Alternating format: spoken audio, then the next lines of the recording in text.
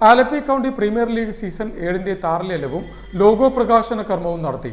നഗരസഭാ ഉപാധ്യക്ഷൻ PSM ഹുസൈൻ ചടങ്ങിന്റെ ഉദ്ഘാടനം നിർവഹിച്ചു. ജില്ലാ Olympic association president VG Vishnu ലോഗോയുടെ പ്രകാശന കർമ്മം നിർവഹിച്ചു. ക്ലബ് പ്രസിഡന്റ് VK നാസറുദ്ദീൻ ചടങ്ങിൽ അധ്യക്ഷനായി.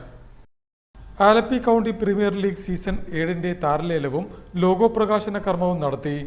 ആലപ്പുഴ വെറ്റക്കാരൻ ജംഗ്ഷന് സമീപം നടന്ന ചടങ്ങിൽ നഗരസഭാ ഉപാധ്യക്ഷൻ PSM ഹുസൈൻ താരലേല ചടങ്ങിന്റെ ഉദ്ഘാടനം നിർവഹിച്ചു.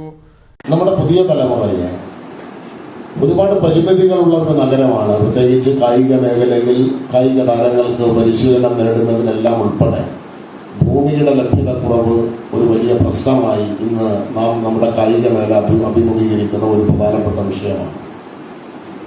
ആ പരിമിതികളെല്ലാം ഉള്ളപ്പോൾ നമ്മുടെ താരങ്ങളുടെ കായികക്ഷമത വർദ്ധിപ്പിക്കുന്നതിനും പുതിയ താരങ്ങളെ വാർത്തെടുക്കുന്നതിനുമെല്ലാം ആലപ്പുഴയിലെ ക്ലബ്ബുകൾ നടത്തുന്ന ഇടപെടലുകൾ, പ്രത്യേകിച്ച് ഈ ടൂർണമെന്റിന്റെ സംഘാടകർ നടത്തുന്ന ഇടപെടലുകളെല്ലാം വളരെ ഗൗരവത്തിൽ തന്നെ നമുക്ക് വീക്ഷിക്കാൻ കഴിയുന്നതാണ്.